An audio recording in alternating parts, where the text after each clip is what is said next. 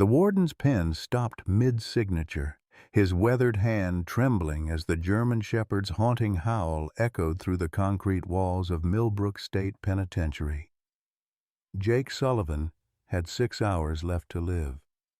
The sound wasn't coming from inside the prison. It was Storm, scratching desperately at the main gate, his graying muzzle pointed toward death row where his handler waited for lethal injection. Dorothy Mackenzie collapsed against her pickup truck, clutching her chest as the 90-pound dog she could barely control wailed like he was mourning the dead. The security guards exchanged uneasy glances. They'd never heard an animal make that sound before. Inside cell block D, Jake pressed his face against the narrow window, tears streaming down his cheeks as he recognized that voice, the same voice that had saved his life in Afghanistan 3 years ago. "Get Warden Patterson on the phone," Officer Martinez whispered urgently, his own hands shaking as Storm's cries intensified. That dog knows something we don't. What bond could survive death itself? And what truth was Storm trying to tell them before it was too late? Leave a like and share your thoughts in the comments along with the city you're watching from now. Let's continue with the story. Jake Sullivan sat on the narrow cot in his death row cell, his calloused hands tracing the faded photograph of a German shepherd with intelligent brown eyes and a graying muzzle. 3 years, 2 months, and 16 days had passed since he'd last felt Storm's warm breath against his face, since those powerful paws had knocked him backward in pure joy. Now, at 38 years old, Jake was 6 hours away from lethal injection for a murder he swore on his grandmother's grave he didn't commit. The howling outside had stopped, but Jake could still hear it echoing in his bones. Storm was here, his partner, his brother in arms, his lifeline through the hell of Afghanistan and the darker hell of civilian life afterward, had somehow found his way to this God-forsaken place. Jake pressed his forehead against the cool concrete wall, remembering the last time he'd seen that magnificent animal, the day the police dragged him away in handcuffs while Storm barked frantically from Dorothy's arms, not understanding why his human was leaving without him. Dorothy Mackenzie, all 72 years of Texas grit and determination, had raised Jake after his parents died in a car crash when he was 12. She'd been the one to suggest he enlist after high school, the one who'd celebrated when he made it through canine handler training, and the one who'd mortgaged her family's farm to pay for his defense attorney. The same woman who now sat in a hospital bed 40 miles away, recovering from the heart attack she'd suffered 2 weeks ago, stress, the doctor said, though everyone knew it was heartbreak. Storm had been assigned to Jake fresh out of military canine training, a 2-year-old bundle of energy and intelligence who could detect explosives from 50 yards away and take down a grown man in under 3 seconds. Together, they'd served 2 tours in Afghanistan, saving countless lives and forming a bond that transcended the typical handler-dog relationship. When they'd returned stateside, Storm had adapted to civilian police work with the same dedication he'd shown in the desert, helping Jake solve cases that had stumped detectives for months. Everything changed the night Police Chief Robert Morrison Sr. was found dead in his study, a single gunshot wound to the chest, and Jake's service weapon lying beside the body. Jake's fingerprints on the gun, his known disagreements with Morrison over department policies, and a witness who claimed to have seen Jake's patrol car in the area that night, it all added up to what District Attorney Hayes called an open and shut case. The jury had deliberated for less than 4 hours, but Storm knew the truth. Dogs couldn't lie, couldn't be bribed or threatened or convinced to see something that wasn't there. Storm had been with Jake that entire night, riding in their patrol car as always, and if that dog was making sounds like his heart was breaking, it was because he knew something the 12 jurors didn't. Jake closed his eyes and whispered a prayer to whatever God might still be listening. "Please, let me see him one more time." The call came at 5:47 a.m., 13 minutes after Storm's haunting cry had echoed through the prison corridors. Warden Patterson had been running Millbrook State Penitentiary for 18 years, and in all that time he'd never received a request quite like this one. Jake Sullivan, scheduled for execution in 5 hours and 13 minutes, wanted to see his dog. "Sir, I know it's unusual," Officer Martinez said, shifting uncomfortably in the doorway of the warden's office. "But that animal outside, I've never seen anything like it. The dog's been clawing at the gate so hard his paws are bleeding, and the old woman with him collapsed. Paramedics are checking her out now, but she keeps saying the dog knows something we don't." Patterson rubbed his temples, feeling the weight of protocol pressing down on him like a physical force. In 30 years of corrections work, he'd overseen 43 executions. He'd heard every last request imaginable: final meals that cost hundreds of dollars, visits from estranged family members, even one inmate who'd wanted to marry his pen pal in the chapel an hour before his death. But bringing an animal into a maximum security facility, the liability alone could end his career. "What's the security assessment?" Patterson asked, though he already knew the answer would be complicated. "Chief Hayes is on his way," Martinez replied. "He's not happy about it. Says it sets a dangerous precedent, and honestly, sir, I think he's right. We start allowing dogs.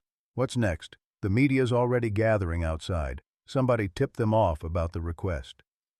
Detective Richard Hayes had been instrumental in Jake Sullivan's conviction, a by-the-book investigator who'd built an airtight case against the former K-9 officer. Hayes had personally testified about the evidence: Jake's service weapon at the scene, his documented conflicts with Police Chief Morrison, the witness who'd placed Jake's patrol car in the area at the time of the murder. Hayes had called it a tragedy of a good man gone wrong, but justice was justice. Outside, Dorothy Mackenzie sat in the back of an ambulance, oxygen mask over her weathered face, but her steel-gray eyes fixed on the prison gates. At 72, she'd survived the death of her son and daughter-in-law, raised her grandson alone, watched him serve his country with distinction, and now faced losing him to what she knew in her bones was a terrible mistake. The paramedic was telling her she needed to go to the hospital, that her blood pressure was dangerously elevated, but Dorothy wasn't going anywhere without Storm. The German Shepherd had finally stopped howling, but his behavior was becoming more disturbing by the minute. Storm was performing a pattern Dorothy recognized from Jake's stories about their military service: circling, marking territory, positioning himself for surveillance. This wasn't a pet missing his owner. This was a trained K-9 officer trying to work a case. "Ma'am, you really should let us take you to County General," the paramedic said gently. "Your heart can't take much more of this stress." "My heart's been breaking for 3 years," Dorothy replied, her voice hoarse but determined. "That dog saved my grandson's life in Afghanistan. If Storm thinks Jake's innocent, that's good enough for me." She looked toward the prison walls, her hands trembling not from age but from rage at a system that seemed determined to kill the only family she had left. "I buried my son and his wife. I buried my husband of 47 years. I ain't burying that boy without a fight." Inside the prison, word of the unusual request was spreading through the staff like wildfire. Some guards thought it was a reasonable final wish from a condemned man. Others worried about security protocols and the message it might send to other inmates. The chaplain, Father Michael Torres, had worked with Jake throughout his 3 years on death row and had never wavered in his belief that the man was telling the truth about his innocence. "Warden," Father Torres said, appearing in the doorway with the quiet authority that came from 20 years of ministering to the condemned, "I've counseled Jake since the day he arrived. He's never asked for anything. Not visits from reporters, not appeals for commutation, not even extra time with his ex-wife when she came to say goodbye. The only thing that man has talked about for 3 years is that dog. If we can't show mercy to a dying man's last wish, what does that say about who we are?" Detective Hayes arrived at the prison 45 minutes later. his face grim as he surveyed the growing crowd of media vehicles and protesters. And some carried signs reading "Justice for Morrison," while others demanded "Free Jake Sullivan." The veteran detective had seen enough executions to know that they brought out strong emotions on both sides, but something about this situation felt different. The presence of the dog had turned what should have been a routine procedure into a circus.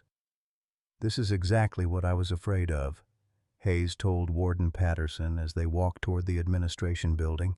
"We let that animal in here and suddenly every death row inmate is going to want their pet goldfish at their execution."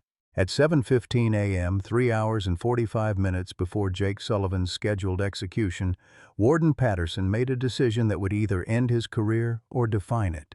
He signed the authorization form allowing Storm into Millbrook State Penitentiary, the first time in the facility's history that a condemned man's final request involved bringing an animal inside the walls. "I want it on record that I strongly oppose this decision," Detective Hayes said, his jaw tight with barely controlled anger. "We're setting a precedent that could compromise security for years to come, and frankly, Warden, I think you're being manipulated by a convicted killer who's trying to turn his execution into a media spectacle." But Patterson had made his choice after watching the security footage of Storm outside the gates. The dog's behavior wasn't normal.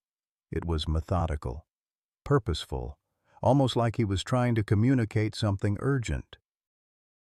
In 18 years of running this prison, Patterson had learned to trust his instincts, and every instinct he had was telling him that this dog knew something they didn't. The transport of Storm into the prison required a security protocol typically reserved for high-risk transfers. The German Shepherd would be escorted through a series of checkpoints, searched for contraband, and accompanied by both a veterinarian and a canine handler from the state police. The meeting would take place in the prison chapel, a neutral space that could accommodate both the emotional weight of the reunion and the security requirements of a maximum security facility. Dorothy Mackenzie had been rushed to Millbrook General Hospital after her blood pressure spiked to dangerous levels. But not before she'd gripped Storm's collar and whispered something in his ear that made the dog's tail wag for the first time in days. The paramedics reported that her last words before losing consciousness were, "Storm knows." Storm always knows.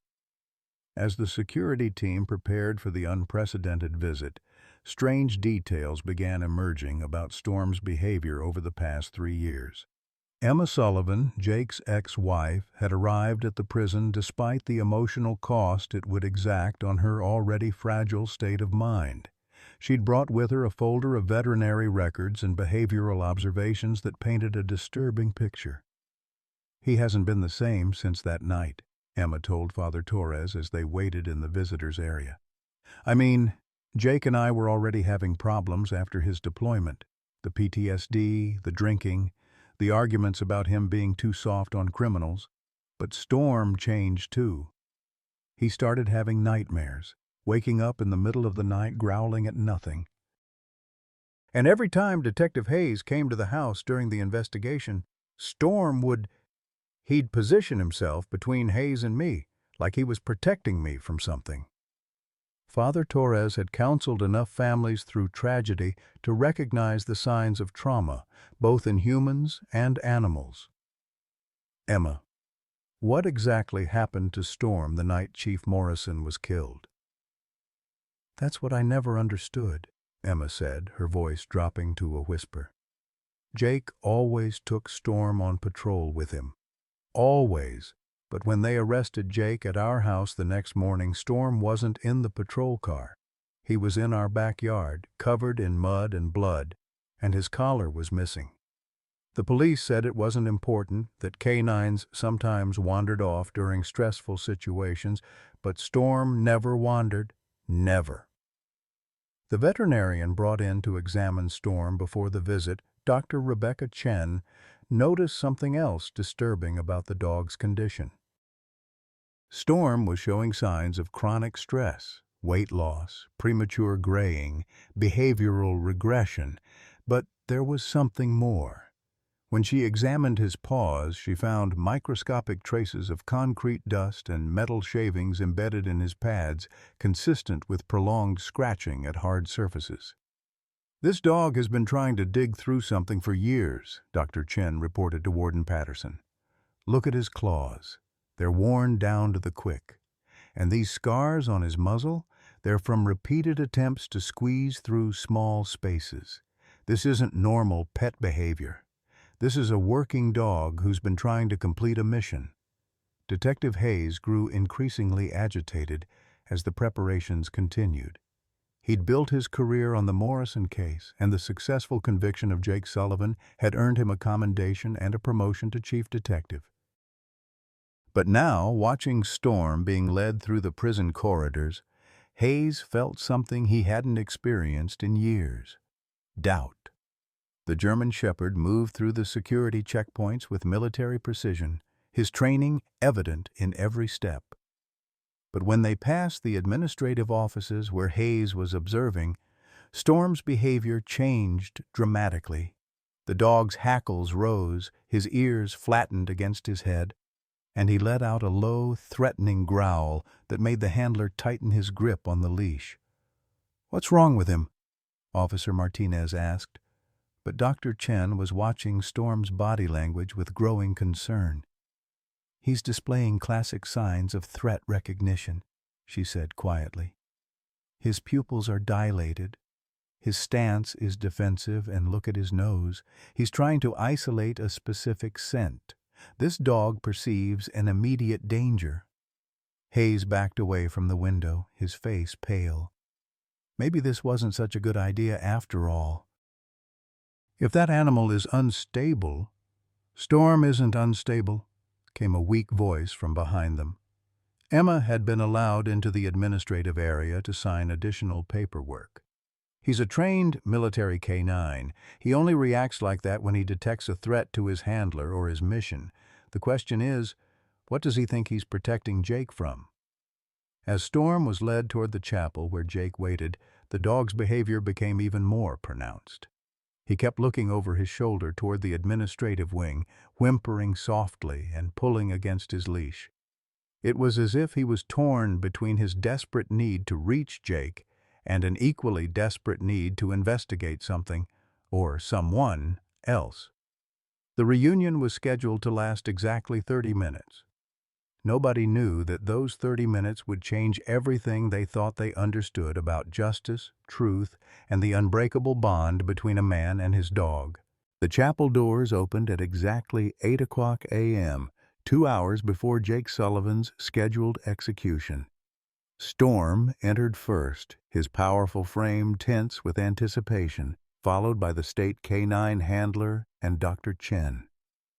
Jake sat on a wooden bench at the front of the small chapel, his hands shackled, but his eyes bright with an emotion he hadn't felt in 3 years: pure joy. For a moment, neither man nor dog moved. Storm's intelligent brown eyes locked onto Jake's face, his graying muzzle twitching as he processed familiar scents mixed with the harsh antiseptic smell of prison. Then recognition hit like lightning. Storm let out a sound that was part bark, part whimper, part sob, and launched himself forward with such force that the handler nearly lost his grip on the leash.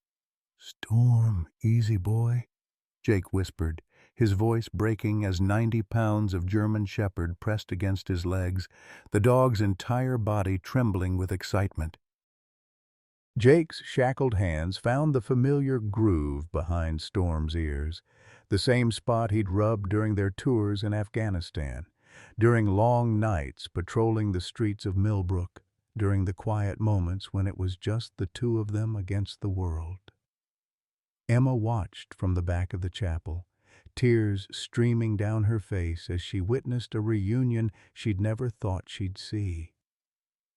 Father Torres stood beside her, equally moved by the raw emotion of the moment.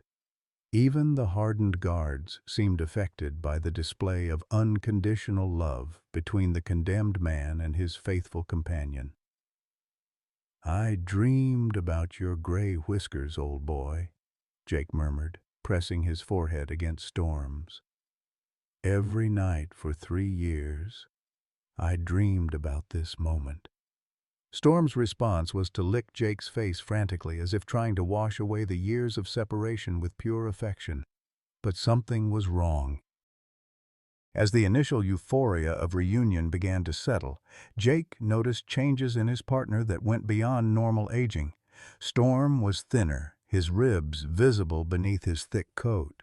The dog's eyes, once bright with confidence and purpose, now held a haunted quality that Jake recognized from his own reflection in the cell mirror. This was trauma, the same 1,000-yard stare he'd seen in soldiers who'd witnessed too much. "What happened to you, boy?" Jake asked softly, running his hands over Storm's body with the practiced efficiency of someone who'd once been responsible for maintaining a military working dog. His fingers found new scars, evidence of years of self-destructive behavior. Storm's paws were raw from digging, his muzzle marked with small cuts from trying to squeeze through barriers. Storm's behavior was becoming increasingly agitated. The dog kept looking toward the chapel entrance, his ears perked and rotating like radar dishes. Every few minutes, he would whine and pull toward the door, then return to Jake's side, clearly torn between his need for reunion and some other compelling urge. "He's been like this for 3 years, Emma said, approaching cautiously. "The veterinarian said it was separation anxiety, but I always thought it was something more. He acts like he's trying to tell us something, Jake. Like he's got a secret he can't share." Detective Hayes chose that moment to enter the chapel, ostensibly to check on security arrangements. The effect on Storm was immediate and dramatic. The German shepherd's hackles rose, his body went rigid, and he positioned himself protectively between Jake and the detective. A low, threatening growl rumbled from deep in his chest, the kind of sound that had once warned insurgents in Afghanistan that they were in the presence of a trained killer. "What's wrong with that animal?" Hayes demanded, taking an involuntary step backward. "If he's dangerous, this visit needs to end immediately." But Dr. Chen was watching Storm's behavior with professional fascination. "He's not displaying generic aggression," she observed. "This is specific threat recognition. Storm perceives Detective Hayes as a direct danger to his handler." Jake's mind began racing. He'd always known Storm was intelligent, but military canines were trained to detect more than just explosives and contraband. They could identify specific individuals by scent, track emotional states through pheromone changes, and most importantly, they never forgot a threat once they'd encountered it. "Storm, what is it, boy?" Jake asked, his voice taking on the authoritative tone he'd used during their working partnership. "What do you smell?" The response was immediate. Storm began performing a behavior Jake recognized from their deployment, a systematic scent analysis. The dog's nose worked methodically, processing the complex mixture of odors in the chapel. When his head turned toward Hayes, Storm's entire demeanor shifted. His training kicked in, and he began what Jake knew was an alert sequence. Storm moved to a specific spot near the altar and sat at attention, his gaze fixed on Detective Hayes. This was the position Storm had been trained to take when he detected explosives or other contraband. But there were no explosives in the chapel. The only thing Storm was alerting to was Hayes himself. "He's indicating on you," Jake said quietly, his voice filled with dawning realization. "Storm's indicating that you're carrying something, Detective. What do you have that would make a trained K9 alert?" Hayes's face had gone pale. "That's ridiculous. The dog is confused, traumatized from being separated from you. This is exactly why animals don't belong in prisons." But Father Torres, who'd worked with law enforcement chaplains for years, recognized the behavior Dr. Chen was describing. "Detective Hayes, K9 officers are trained to detect gunpowder residue, aren't they? How long does that scent typically linger on someone's hands and clothing?" "Days, sometimes weeks," Dr. Chen answered, her eyes narrowing as she studied Hayes. And Storm was specifically trained in explosive and firearms detection. If he's alerting on Detective Hayes, it means he's detecting the scent of recently fired weapons. Emma's voice was barely a whisper. But Detective Hayes has been working desk duty for 6 months. He wouldn't have any reason to fire his service weapon recently, unless... The implications hung in the air like poison gas. Storm continued his alert posture, unwavering in his conviction that the man standing near the chapel entrance represented a threat. Jake's military training was reasserting itself, the same tactical awareness that had kept him alive through 2 tours of combat. He began connecting dots he'd been too devastated to see 3 years ago. "Storm wasn't in the patrol car when they arrested me," Jake said slowly, his eyes locked on Hayes. "He was in our backyard, covered in mud and blood, and his collar was missing. You said canines sometimes wander during stressful situations, but Storm never wandered. Never." Hayes shifted uncomfortably. "Sullivan, you're grasping at straws. Your execution is in 2 hours. Don't make this harder on yourself by concocting conspiracy theories." But Storm had moved from alert posture to something more aggressive. The dog's training was telling him that his handler was in immediate danger from the man in the doorway. His muscles coiled like springs, ready to defend Jake with his life if necessary. Jake's memory began clearing, fragments of that terrible night reassembling themselves like pieces of a puzzle. He remembered taking Storm on patrol as always. He remembered responding to a call about suspicious activity near Chief Morrison's house. But what happened next had always been unclear, lost in the trauma of his arrest and trial. "You were there that night," Jake said, his voice gaining strength. "You were at Chief Morrison's house before I arrived. Storm's alerting because he remembers your scent from the crime scene." Dr. Chen stepped forward, her veterinary training giving her a unique perspective on the unfolding drama. "Detective Hayes, I need to ask you to step outside. Storm's stress levels are becoming dangerous.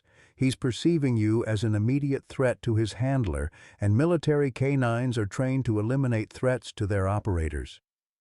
But Hayes didn't move. Instead, he seemed to be calculating something, his hand moving unconsciously toward his service weapon. The movement was subtle, but Storm caught it. The German shepherd's growl deepened, and he took a step toward the detective. "Don't," Jake warned, recognizing the signs of a dog preparing to attack. "Storm's not a pet anymore. He's a weapon, and you're making yourself a target." Emma grabbed Father Torres's arm. "We need to get help. Something's wrong. Something's very wrong." Hayes finally spoke, his voice tight with what might have been fear or anger. "That dog should have been put down 3 years ago. He's unpredictable, dangerous. This whole reunion was a mistake." But Jake was seeing clearly now, perhaps for the first time since his arrest. Storm's behavior wasn't unpredictable. It was purposeful, driven by training and loyalty, and a truth that only a dog could preserve. Storm had been trying to solve this case for 3 years, using the only methods available to him. The chapel had become a pressure cooker, filled with 3 years of suppressed truth and growing tension. Storm stood between his handler and the man he recognized as a threat, every muscle in his body ready for combat. Hayes stood in the doorway, his exit blocked by his own guilty knowledge and the presence of witnesses who were beginning to understand what the dog had always known.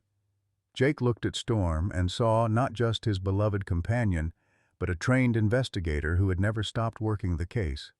The dog had physical evidence locked in his memory, scent patterns and behavioral observations that could prove Jake's innocence. The question was whether anyone would believe the testimony of a witness who couldn't speak. Time was running out. In less than 2 hours, Jake would be strapped to a gurney and given a lethal injection for a crime Storm knew he didn't commit. The reunion that was supposed to be a final goodbye was becoming something else entirely, a last chance for the truth to emerge from the shadows where it had hidden for 3 years. The tension in the chapel shattered at 9:30 a.m. when Dorothy Mackenzie's voice crackled through Father Torres's cell phone. She'd checked herself out of the hospital against medical advice and was calling from her pickup truck, parked outside the prison gates with a discovery that would change everything. "Father, you need to listen to me." Dorothy's voice was weak, but urgent. "I found something at the old barn. Storm's been trying to tell us for 3 years, but we were too stupid to understand. Check his collar, the one he's wearing now. There's a small camera attached to it, the kind Jake used for training exercises. It's been recording everything." Emma gasped, her hand flying to her mouth as she stared at Storm.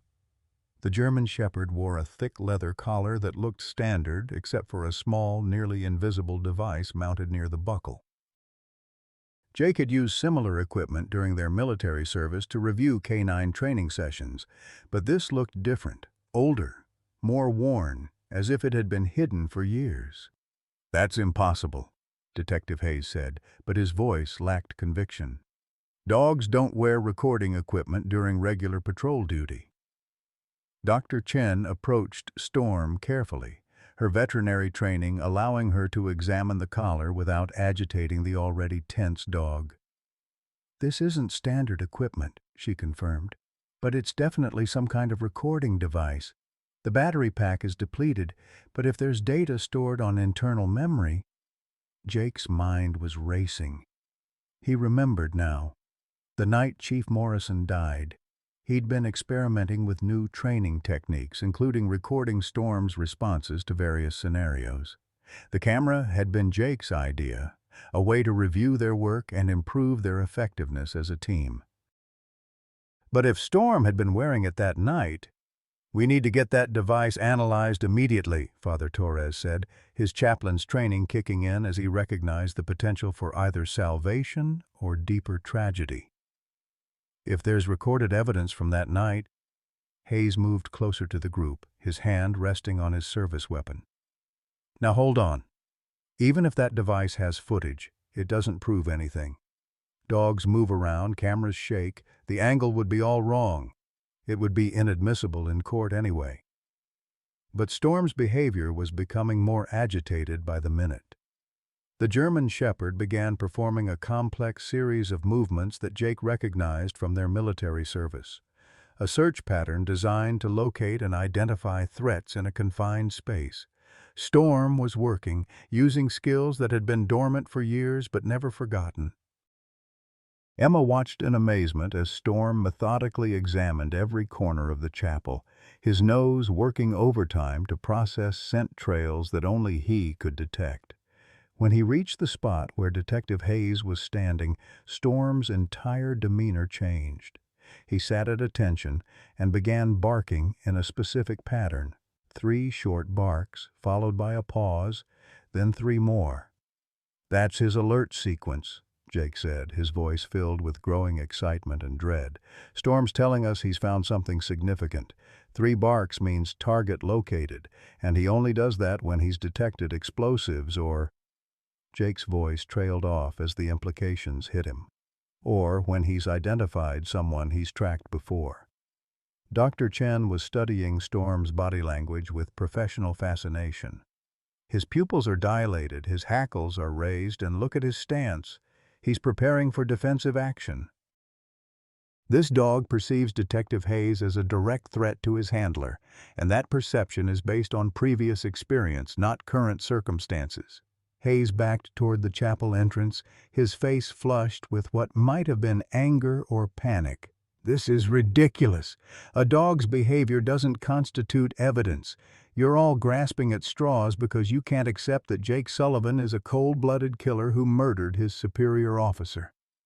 But Storm had moved beyond alert behavior into something more desperate.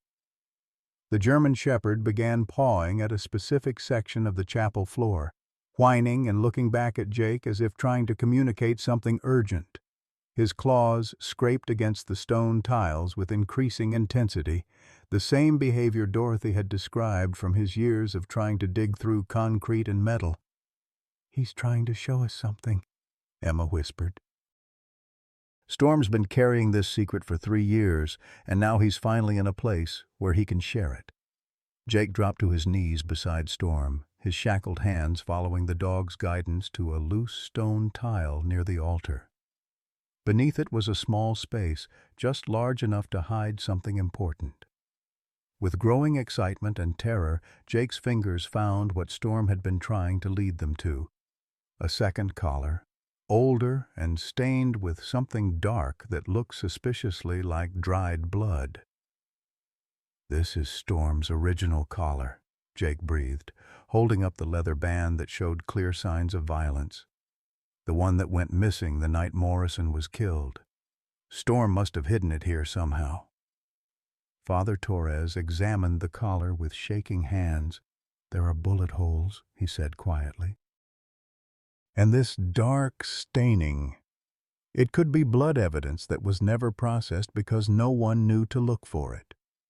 Detective Hayes had gone very still, his eyes fixed on the collar with an expression that might have been recognition or fear.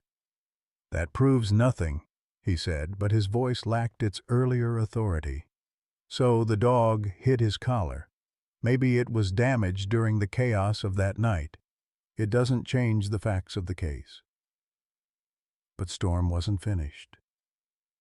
The German Shepherd moved to another section of the chapel and began performing the same digging behavior, his claws scraping frantically at the stone floor. This time he was indicating a spot near the back wall, in an area that would have been hidden from the main entrance. Emma followed Storm's guidance and found another loose tile. Beneath it was a small evidence bag containing what appeared to be fabric fibers and a spent bullet casing.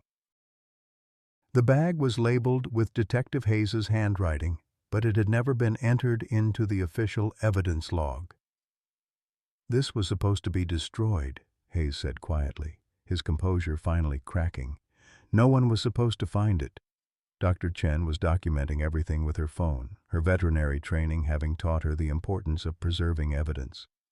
"Detective Hayes, why would Storm have hidden evidence in this chapel? How would he even know to bring it here?" Jake was putting the pieces together, his military training and 3 years of enforced reflection allowing him to see patterns that had been invisible during his original arrest and trial. "Storm wasn't just at the crime scene," he said slowly. "He was a witness to the murder. And somehow he managed to preserve evidence that would prove my innocence." The German Shepherd was now performing a behavior Jake had never seen before, a complex series of movements that seemed to be recreating events from memory. Storm would position himself in one part of the chapel, then move to another spot and assume a defensive posture, then return to the first position and repeat the sequence. "He's showing us what happened," Emma realized, tears streaming down her face. "Storm's recreating the night of the murder, showing us how someone else killed Chief Morrison while Jake was somewhere else." Hayes pulled his service weapon, his career and freedom hanging in the balance. "Enough of this nonsense. That animal is dangerous and needs to be put down immediately." Everyone stepped back.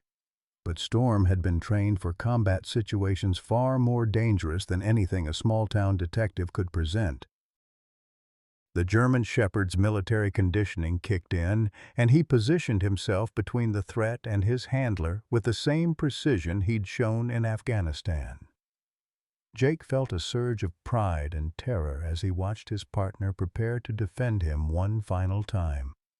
Storm was old, tired, and emotionally traumatized, but he was still a warrior. The bond between them transcended time, distance, and even the bars of death row. "Don't do this, Hayes," Jake warned, his voice carrying the authority of someone who'd commanded respect in combat zones. "Storm's not just a dog. He's a trained military K-9, and you've just identified yourself as a hostile target.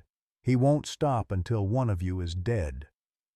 Father Torres stepped forward, his chaplain's training giving him the courage to intervene in a situation that was spiraling toward violence. "Detective Hayes, put the weapon down. Whatever happened 3 years ago, this isn't the way to solve it. We can work through this together." But Hayes was beyond reasoning.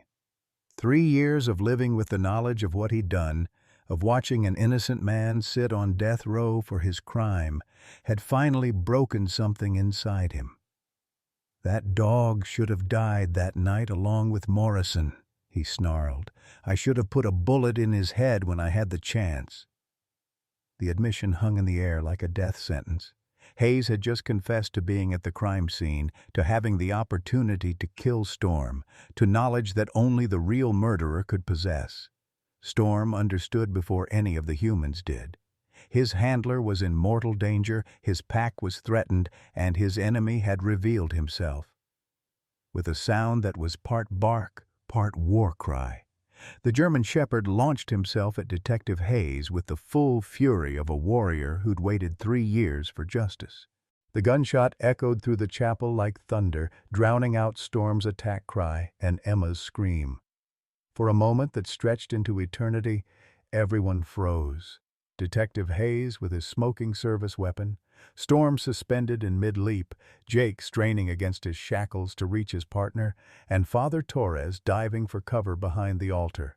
Storm hit the stone floor hard, his powerful body crumpling with a sound that broke Jake's heart into 1,000 pieces. Dark blood began pooling beneath the German Shepherd's gray-muzzled head, and his intelligent brown eyes, those same eyes that had watched over Jake through 2 tours in Afghanistan and countless nights patrolling Millbrook's streets, began to dim. "No!" Jake's anguished cry filled the chapel as he fought against his restraints, desperate to reach his fallen partner. "Storm! Stay with me, boy! Stay with me!" Detective Hayes stood over the wounded dog, his weapon still trained on Storm's motionless form. "I should have done that 3 years ago," he said, his voice hollow with the weight of his confession. "That animal was the only witness to what really happened that night. Without him, there's no evidence, no case, no proof that Jake Sullivan didn't murder Chief Morrison." Dr. Chen rushed to Storm's side despite the danger, her veterinary training overriding her fear as she assessed the dog's injuries. The bullet had grazed Storm's skull, causing significant bleeding but potentially missing vital brain tissue. "He's alive," she whispered, her hands working frantically to apply pressure to the wound. "But he needs immediate medical attention."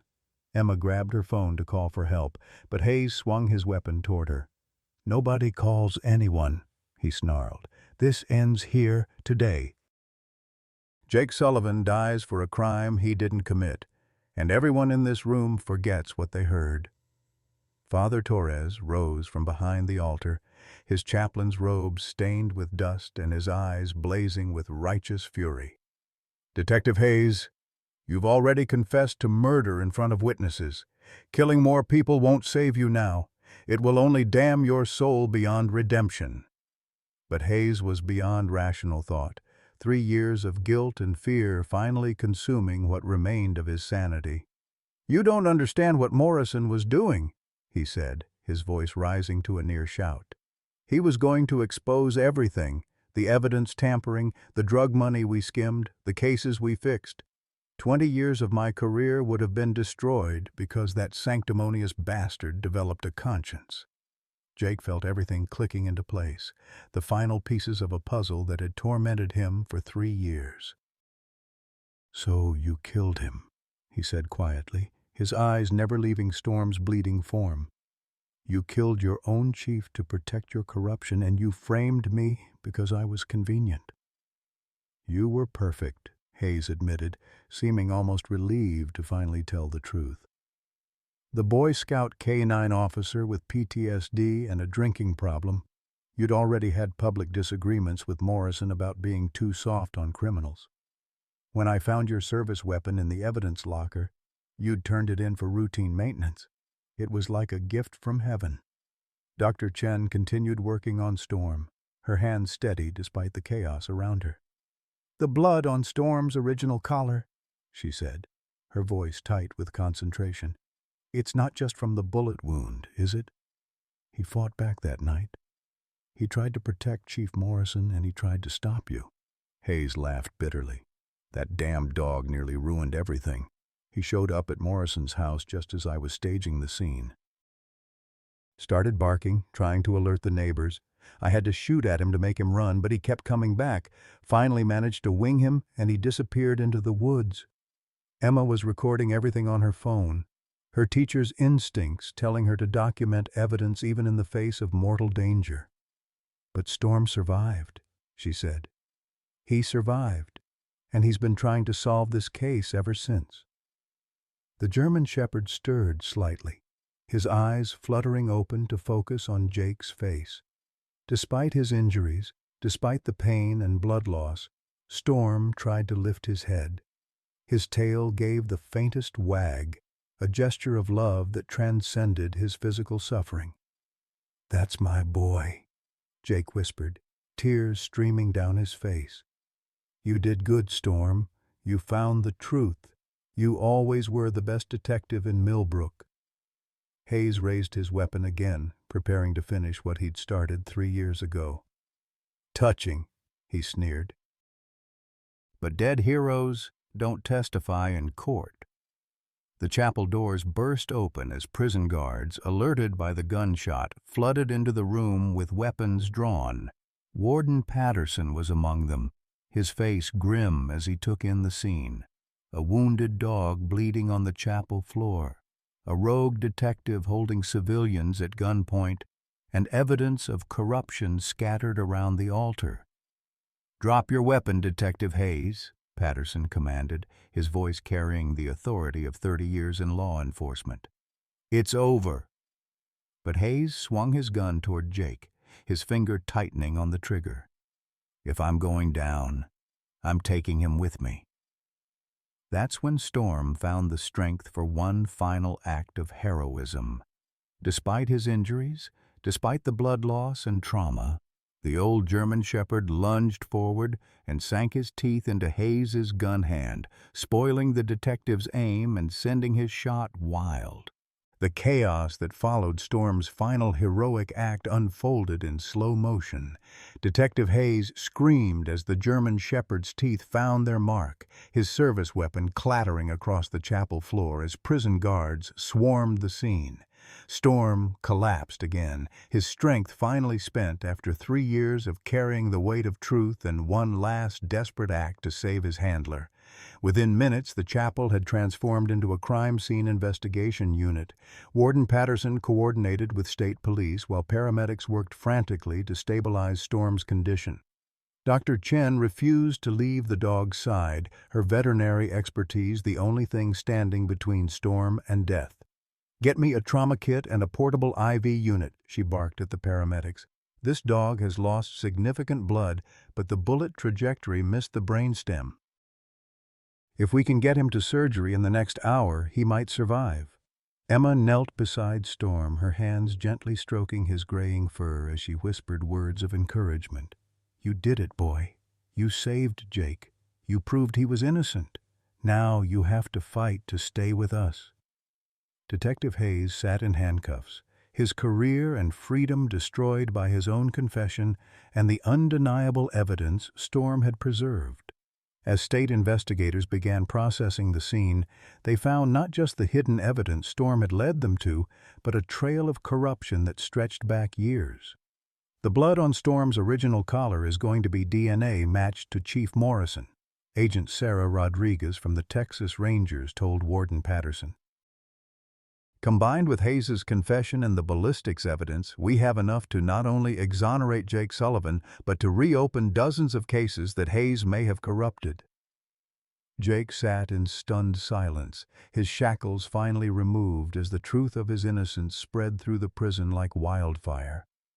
3 years, 2 months, and 17 days of wrongful imprisonment were ending, but the cost had been devastating. His marriage was destroyed, his career was over, Dorothy was dying in the hospital, and now Storm, his loyal partner who had never stopped fighting for justice, lay bleeding on a chapel floor. "Is he going to make it?" Jake asked Dr. Chen, his voice barely a whisper. The veterinarian looked up from her work, her scrub stained with Storm's blood. "He's a fighter, just like you trained him to be. The bullet grazed his skull but didn't penetrate the brain cavity. He's lost a lot of blood, and at his age, recovery will be difficult. But German Shepherds are tough, and Storm has something most dogs don't have, a reason to live. Father Torres, his chaplain's robes torn and dirty, knelt beside Jake and Storm. "I've seen miracles in this chapel before," he said quietly. "Dogs who love their handlers the way Storm loves you don't give up easily. He's fought for 3 years to clear your name. He's not going to quit now." As Storm was carefully loaded onto a stretcher for transport to the animal hospital, his eyes found Jake's one more time. The German Shepherd's tail managed the faintest wag, and his tongue licked weakly at Jake's outstretched hand. It was a goodbye or perhaps a promise. Jake couldn't tell which. The next few hours passed in a blur of legal proceedings and medical updates. Jake's conviction was officially overturned, and he was released from custody pending a full investigation into Hayes's corruption. The media descended on Millbrook like vultures, but Jake ignored them all, focused only on getting to the animal hospital where Storm was fighting for his life. Emma met him in the waiting room, her eyes red from crying. "The surgeon says the next 24 hours are critical," she told him. "Storm's heart stopped twice during surgery, but they got it started again. Dr. Chen says his will to live is the only thing keeping him going." Dorothy arrived from the hospital against medical advice, her own heart condition forgotten in the face of Storm's crisis. At 72 years old, she looked fragile and tired, but her eyes still held the steel that had carried her through decades of hardship. "That dog saved our family," she said, gripping Jake's hand with surprising strength. "He saved you, he saved our reputation, and he saved the truth from being buried forever. Now it's our turn to save him." The vigil in the animal hospital waiting room lasted through the night. Jake refused to leave, sleeping fitfully in an uncomfortable chair while nurses provided periodic updates on Storm's condition. Emma brought coffee and sandwiches that no one ate. Father Torres arrived to offer prayers and comfort. Even some of the prison guards who had witnessed the chapel confrontation stopped by to check on the dog who had become a symbol of justice and loyalty. As dawn broke over Millbrook, Dr. Chen emerged from the surgery suite with news that made Jake's heart skip. "Storm's vital signs have stabilized," she announced. "He's not out of the woods yet, but he's a fighter. The surgery was successful, and if he can make it through the next few days without complications, I think he's going to pull through." Jake's knees nearly buckled with relief. "Can I see him?" "He's still sedated, but yes, just for a few minutes." The intensive care unit was filled with the beeping of monitors and the hiss of oxygen machines. Storm lay on a padded table, his head wrapped in white bandages, IV lines running into his legs. He looked small and vulnerable, nothing like the powerful warrior who had tackled an armed man just hours earlier. Jake placed his hand gently on Storm's side, feeling the steady rise and fall of his partner's breathing. "You did it, old boy," he whispered. "You solved the case. You proved I was innocent. You saved my life again." Storm's eyes fluttered open at the sound of Jake's voice. Despite the sedation and trauma, the German Shepherd's tail managed a weak wag. His eyes, still bright with intelligence despite everything he'd endured, locked onto Jake's face with an expression of pure love and satisfaction. "The hardest part is over," Jake continued, his voice thick with emotion. "Hayes is in custody, the truth is out, and we're going to be okay. All of us. Dorothy's getting better. Emma and I are talking about trying again, and you're going to recover and live out your retirement like the hero you are." A soft whimper escaped Storm's throat, not from pain, but from contentment. For the first time in 3 years, his handler was free, his mission was complete, and his pack was safe. The German Shepherd closed his eyes and settled into peaceful sleep, secure in the knowledge that justice had finally been served. Outside the intensive care unit, the first news crews were arriving to tell the story of the dog who had spent 3 years solving a murder case that human investigators had closed prematurely. But inside the quiet room, surrounded by the sounds of medical equipment and the presence of unconditional love, Jake Sullivan finally allowed himself to believe that his nightmare was truly over. The bond between a man and his dog had proven stronger than corruption, stronger than false evidence, and stronger than death itself. 6 months after that terrible morning in the prison chapel, Jake Sullivan stood in the backyard of Dorothy's restored farmhouse, watching Storm chase a tennis ball with the enthusiasm of a dog half his age. The German Shepherd's gray muzzle bore a thin scar from Detective Hayes's bullet, but his eyes held the same intelligent spark that had first captured Jake's heart 8 years ago in Afghanistan. The legal proceedings had moved swiftly once Hayes's corruption came to light. The former detective was sentenced to life in prison without parole for the murder of Chief Morrison and conspiracy to commit murder in Jake's case. The investigation into his activities had uncovered a web of evidence tampering, bribery, and falsified reports that resulted in the overturning of 17 other convictions. Jake's wrongful imprisonment lawsuit had been settled for $4.2 million, money that felt hollow compared to the 3 years he'd lost, but provided the resources to rebuild his shattered life. Dorothy's recovery had been nothing short of miraculous. The doctors attributed her improved health to reduced stress and renewed purpose, but Jake suspected it had more to do with having her family whole again. At 73, she'd thrown herself into establishing the Storm Foundation, a nonprofit organization dedicated to supporting wrongfully convicted individuals and retired military working dogs. "That dog of yours is getting fat," Dorothy called from the porch, where she was sorting through grant applications for the foundation. "Emma's been spoiling him with too many treats." Jake smiled as he watched Storm return with the tennis ball, panting happily. The German Shepherd had gained 15 pounds since his recovery, bringing him back to his ideal fighting weight. His coat was glossy and thick, his movements fluid and confident. The trauma of those 3 lost years seemed to have melted away once his mission was complete. Emma emerged from the farmhouse carrying a pitcher of iced tea, her wedding ring catching the afternoon sunlight. They'd remarried 2 months ago in a simple ceremony in the same chapel where Storm had exposed the truth. The German Shepherd had served as ring-bearer, wearing a special collar decorated with white roses and his Medal of Valor from the Texas Canine Association. "The reporter from 60 Minutes called again," Emma said, settling into a rocking chair beside Dorothy. "They want to do a follow-up story on Storm for their anniversary special.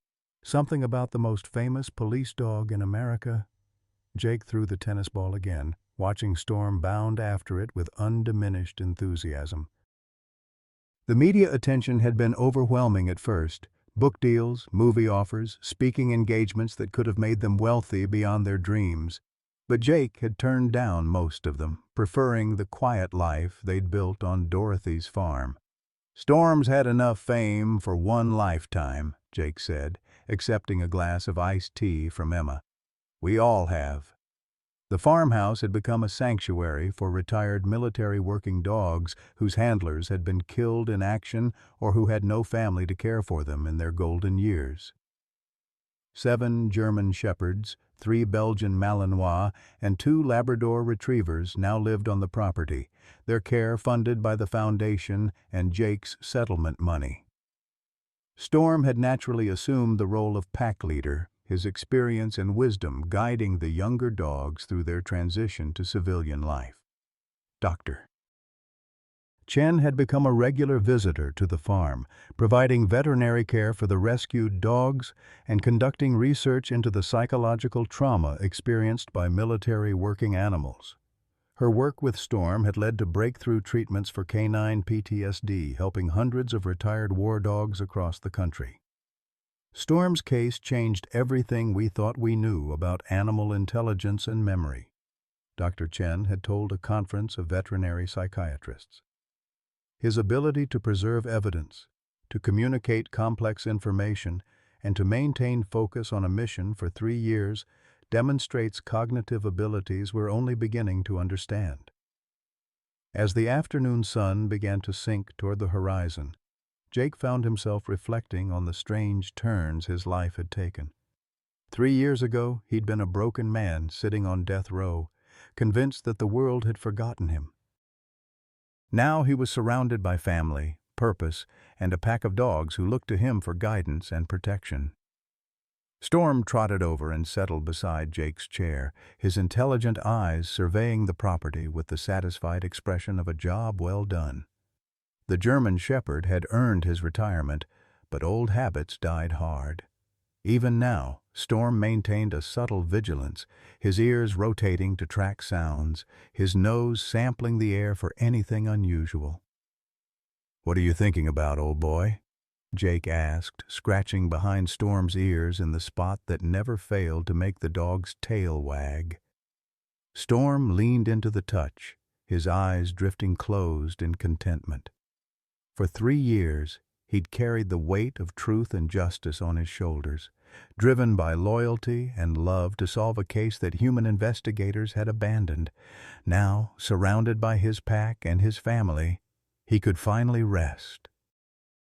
Dorothy rose from her rocking chair, her movements still careful but much stronger than 6 months ago. "Dinner's almost ready," she announced. "And before anyone asks, yes, I made extra for Storm.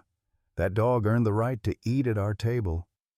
As they moved toward the farmhouse, Storm fell into step beside Jake, the same partnership formation they'd used during their patrols in Afghanistan and Millbrook. The German shepherd's presence was a constant reminder of the power of loyalty, the importance of never giving up, and the unbreakable bond between a man and his dog. Inside the farmhouse, family photographs lined the mantelpiece, images of Jake's military service, his police work, and his wedding to Emma. But the centerpiece was a professional portrait of Storm wearing his Medal of Valor, his intelligent eyes staring directly at the camera with the quiet dignity of a hero who had saved not just one life but an entire family's future. The last photograph in the sequence showed all of them together: Jake, Emma, Dorothy, and Storm, standing in front of the farmhouse with the setting sun painting everything in golden light. It was a picture of healing, of justice served, and of love that had proven stronger than lies. Storm looked up at Jake as they entered the house, his tail wagging slowly but steadily. In his eyes was the satisfaction of a mission completed, a wrong made right, and a family restored.